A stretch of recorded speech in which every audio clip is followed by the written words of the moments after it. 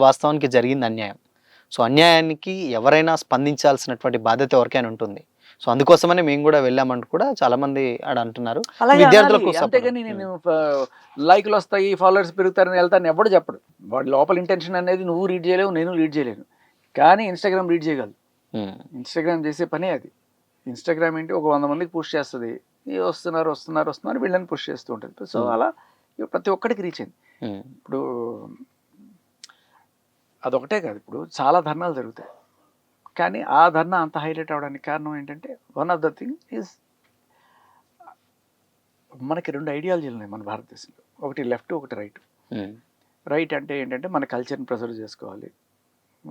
పరువుగా బతకాలి. స్వేచ్ఛ కన్నా బాధ్యత ముందొస్తది. వీళ్ళకి స్వేచ్ఛే ముఖ్యం. హ్మ్. బాధ్యత అవన్నీ కూడా పక్కన పెట్టు. సో, మా బట్టలు మా ఇష్టం. రోడ్లో ముద్దులు పెట్టుకుంటాం మా ఇష్టం. ప్రాస్టిట్యూషన్ లీగల్ చేయండి. ఎవరు ప్రేమించుకున్న వాళ్ళు ఏ లాడ్జ్‌లో కావాలంటే ఆ లాడ్జ్‌లో ఎక్కడ కావాలంటే వాళ్ళు అక్కడ తిరగచ్చు. అడగడానికి లేదు. పేరెంట్స్‌కి సంబంధం లేదు అని. రైట్ వింగ్ ఏంటి మోడీ గారి పరిపాలనలో పిల్లలు మేజర్స్ అయ్యండి పెళ్లి చేసుకోవాలంటే కూడా గవర్నమెంట్కి చెప్పాలి, వాళ్ళ పేరెంట్స్కి చెప్పాలి అనే కోణంలో వాళ్ళు తీసుకెళ్తున్నారు. సో ఈ ఐడియాలజీ డిఫరెన్స్ ఏదైతే ఉంది ఇది వెస్టర్న్ ఐడియాలజీ. ఇది లెఫ్ట్ వాళ్ళు ఫాలో అయ్యేది లెఫ్ట్ అనే వెస్టర్న్ ఐడియాలజీ. దీంట్లో ఏంటంటే నాస్తికత్వం కూడా యాడ్ అవుతుంది. దేవుడు అంటే నమ్మకం ఉండదు వాళ్ళకి. సో ఇంకా అక్కడ మీరు చూసుంటారు అదే ప్రొటెస్ట్లో రాముడిని తిట్టడము, హిందూయిజంని తిట్టడము, ఇంకా రకరకాలు.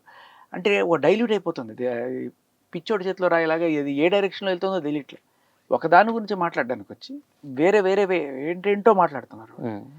సో ఇవన్నీ కూడా ఈ ఐడియాలజీని జనం మీదకి బలవంతంగా తీసుకెళ్తున్నారు.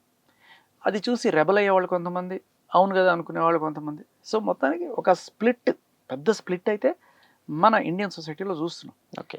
సో మంచి కాజ్ కోసం పోరాటం చేస్తున్నారు, దాంట్లో ఏమీ తప్పలేదు. ఇక్కడ కాజ్ ఏంటి విద్యాశాఖ మంత్రి రాజీనామా చేయాలా, లేకపోతే ఇంకొక స్టూడెంట్ చనిపోకూడదు అనేదా? రెండోది స్టూడెంట్స్కి ఇంకొకసారి ఎప్పుడు కూడా వాళ్ళ కష్టాన్ని ఇలా కాకుండా చేయడానికి ఈయన పోయి ఇంకో ఆయన వస్తాడయా, లేకపోతే ఈ గవర్నమెంట్ పోయి కాంగ్రెస్ వస్తుందయా, లేకపోతే ఇంకో సీజేపీనే వచ్చింది అనుకో, ఏమవుతుంది? కరప్షన్ లేని గవర్నమెంట్ ఒకటి చూపించేప్పటిదాకా నాకు అంటే సపోర్ట్ చేస్తున్నారు అనుకోవచ్చా మీరంటే? సపోర్ట్ చేయట్లా. ఎప్పుడు కూడా మనం ఒక పాలసీని ప్రశ్నించాలి, పాలసీని మార్చుకునేట్టు చేయాలి. ఒక చట్టం ఉందనుకో, ఇప్పుడు 498 ఉంది, దీనివల్ల జనాలు చచ్చిపోతున్నారు, అది మార్చుకునేట్టు ఫైట్ చేయాలి. అంతేగాని ఇవాళ అతుల్ సుభాష్ చచ్చిపోయాడు, లేకపోతే ఇక్కడ మన ఫోక్ సింగర్ రాజు చచ్చిపోయాడు అని చెప్పి లా మినిస్టర్ రాజీనామా చేయాలి, లేకపోతే ప్రైమ్ మినిస్టర్ రాజీనామా చేయాలి అంటే కాదు. నేషనల్ సంబంధించి అది విద్యాశాఖ మంత్రికే సంబంధం కదా, ఆయనే బాధ్యత వహించాలని కూడా అంటున్నారు. విద్యాశాఖ మంత్రికి సంబంధం, విద్యాశాఖ మంత్రిని సరిగ్గా నడిపించాల్సిన బాధ్యత ఎవరిది? ప్రధానమంత్రిది. మరి ఆయన నడిపించాల్సిన బాధ్యత ఎవరిది? రాష్ట్రపతి. వీళ్ళందరూ రాజీనామాలు చేసేయండి. అది కూడా అడిగారు, ఆఖరికి మోడీ గారు కూడా రాజీనామా చేయాలని అడిగారు కదా. సో రోడ్లో ఎక్కడ ఒక యాక్సిడెంట్ జరిగింది, రోడ్డు రవాణా శాఖ మంత్రి రాజీనామా చేయాలి. ఎందుకంటే అది ఆ రోడ్డు సరిగ్గా లేదు, అక్కడ గొంతుంది, ఆ గొంతులో పడి లేకపోతే ఏదో అయింది, చేయాలా? మేబీ అది కూడా కరెక్ట్ అవ్వచ్చేమో. ఒక యాక్సిడెంట్లో లేకపోతే ఒక యాక్సిడెంట్ ప్రోన్ ఏరియా ఉంది, దాంట్లో చాలాసార్లు అలాగే జరుగుతుంది, అయినా కూడా చేంజెస్ రావట్లేదు. సరే ఏం చేయాలి? అక్కడ ఉండే అధికారుల దగ్గర నుంచి మొదలెట్టాలి. ఆ తర్వాత సెక్రటరీ, చీఫ్ సెక్రటరీ, వీళ్ళు పని చేయించడం చేత, కానీ బ్యూరోక్రాట్స్ ఉండే దీనికి పని చేయించడానికి. నా దృష్టిలో మినిస్టర్లు అనేవాళ్ళు పాలసీలు చేయడానికి, దాన్ని నడిపించడానికి వీళ్ళు ఉన్నారు. సరే తప్పలేదు రాజీనామా డిమాండ్ చేయడం. వాళ్ళు చెప్తున్నదే కారణం ఏంటంటే దీనివల్ల అయిపోతుందా అని నాలాంటి వాళ్ళ ప్రశ్నకి సిజేపీ అండ్ అక్కడ ఉన్న వాళ్ళు ఇచ్చిన సమాధానం ఏంటంటే లేదు, ఒక భయం మొదలవుతుంది. రేపు ఇంకొకళ్ళు ఇట్లా చెయ్యాలి అంటే ఆయనకి భయం చేసింది ఆయన కాదు, ఎవడో క్లర్క్ లెవెల్లో ఎవడో చేసుంటాడు. వాడు రేపైనా సరే ఎల్లుండైనా సరే ఇటువంటి వాళ్ళు ఉంటారు. నువ్వు ఆపలేవు. ఈ కరప్షను ఆ ఒక్క దాంట్లోనే ఉందా? ప్రతి వింగ్లోనే ఉంది. ట్రాఫిక్ పోలీసుల్లో నువ్వు 100 రూపాయలు 200 ఇస్తే వాళ్ళు వదిలేసి పంపించడం 100 సందర్భాలను. మరి ఏ మినిస్టర్ రాజీనామా చేయాలి దానికి? ఈ కరప్షన్ అనేది ప్రతి డిపార్ట్మెంట్లో పేరుకుపోయింది. దీన్ని ఎలా ఆపాలి అనే దాని గురించి ఆలోచించవచ్చు. దానికి కట్టుదిట్టమైన పాలసీలు తీసుకురావాలి. ఒక మినిస్టర్ రాజీనామా చేసేస్తే నాకు తెలిసి ఇంకొకళ్ళు వస్తారు. ఈ రాజీనామా భయం వల్ల ఇంకొకళ్ళు ఇటువంటి చేయరు అనుకోవడం నాకెందుకు అంత విజ్ఞతగా అనిపించట్లా. చేంజెస్ ఏం రాదనుకోవచ్చా అంటే? మరి ఎట్లా వచ్చాయి కదా. వాళ్ళు ఏం చేశారు, బాధ్యులైన వాళ్ళని ఫస్ట్ తీసేశారు విధుల నుంచి, కొంతమంది జైలుకి పంపించారు. దీంతోపాటు నెక్స్ట్ రాబోయే టెస్ట్ ఏదైతే ఉందో దాన్ని కంప్యూటర్ బేస్డ్ తీసుకొచ్చారు. బాగుంది. ఇది ఒకటే కాదు, ఇప్పుడు సోనం వాంగ్చుక్ అనే ఆయన నేను నిజంగా మనం ఇన్స్పిరేషన్ తీసుకోవాలనుకుంటే అసలు విద్యా వ్యవస్థని ఆయన ఛాలెంజ్ చేశాడు. ఇప్పుడున్న ఈ రొటీన్ పుస్తకాలు చదువుకొని చేయడం కాదు, ప్రాక్టికల్గా టెక్నికల్ నాలెడ్జ్ వాళ్ళకి ఉండాలి. ఇప్పుడు పుస్తకాలు చదువుకొని వెళ్తాడు, బయటికి వెళ్తే వాడికి ఏమీ తెలియదు. ఆన్ పేపర్ వాడికి 90%, 99% ఉంటాయి. చిన్న పని కూడా వాడు చేయలేడు. స్కిల్ లేదు వీళ్ళకి. స్కిల్ డెవలప్ చేయమని చెప్పి కదా ఇప్పుడు నాస్కామ్ వాళ్ళు ఎవరో కూడా రిపోర్ట్ ఇచ్చారు ఆ మధ్యకాలంలో. సో ఇదేంటంటే ఏదో తూతుంబర్గా డిగ్రీలు తెచ్చుకుంటున్నారు ఇంజనీరింగ్లు, లేకపోతే ఇవన్నీ అవుతాయి.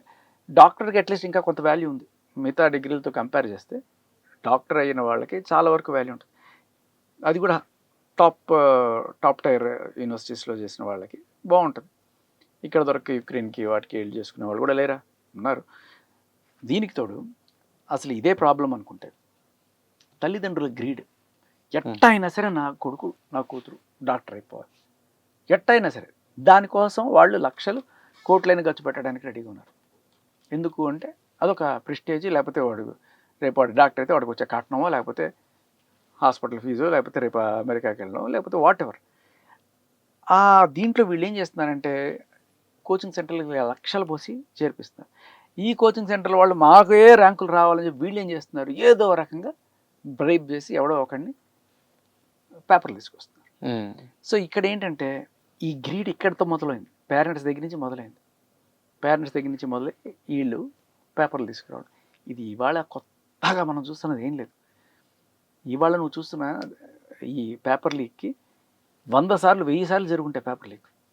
ఏ రోజు లేని ఇవాళ ఎందుకు అంత పెద్దదైంది చెప్పు? Just because Instagram has pushed it severely.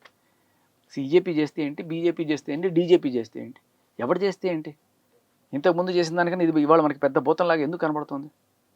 ఇంతకుముందు ఎప్పుడు కాలేదా లీకులు? కొన్ని వందల వేల సార్లు అయినాయి. కానీ ఇవాళ లీక్లు ఇప్పుడు అంటే లీక్ అవ్వడం తప్పే, డెఫినెట్గా అది లీక్ అవ్వడం తప్పే. బట్ తప్పును తప్పని చెప్పకపోవడం కూడా తప్పే కదా. ఇదే సోనం వాంగ్చుక్ని ఇన్స్పిరేషన్గా తీసుకొని తీసిన 3 Idiots సినిమా తెలుసా నీకు? 3 Idiots సినిమా తెలుసు. దాంట్లో సోనం వాంగ్చుక్ క్యారెక్టర్ అమీర్ ఖాన్. సరే వాళ్ళు ఏదో లేదు ఉతుతనే ఆయనకి యాక్టివ్ సిమిలారిటీ ఉన్నాయంది మాత్రమే, but that's how it is.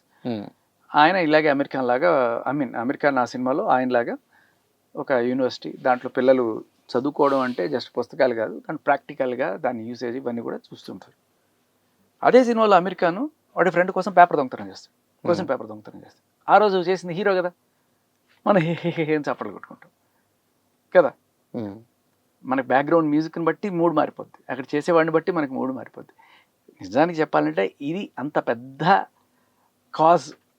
దానికోసం మనం 15 మంది చనిపోయారు అంటే నువ్వు ప్రతి సంవత్సరం డేటా తీ, 15 కాదు 100 మంది నుంచి 1000 మంది ఆత్మహత్యలు చేసుకుని చచ్చిపోతున్నారు, ర్యాంకులు రాలేదను.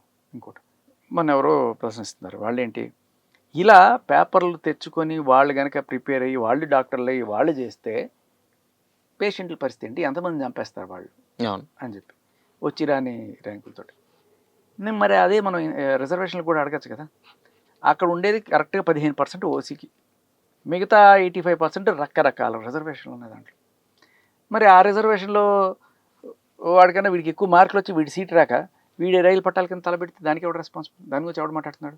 సో అది సబ్జెక్ట్ విషయం ఏంటంటే ఇప్పుడు ఇది ప్రజెంట్ ఉన్నదాన్ని లీకేజ్ కదా. ఇప్పుడు అది ఆ గవర్నమెంట్ తీసుకొచ్చినటువంటి జీవోస్ అది వేరు, బట్ ఇప్పుడు ఇది దీనికి సంబంధించినటువంటి అంటే లీకేజ్ వ్యవహారం.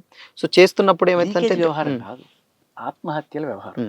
ఆత్మహత్యలు ఎందుకు జరుగుతున్నాయి అంటే నేను సంపాదించుకోలేకపోతున్నాను ఆ సీటు అనే కోణంలో.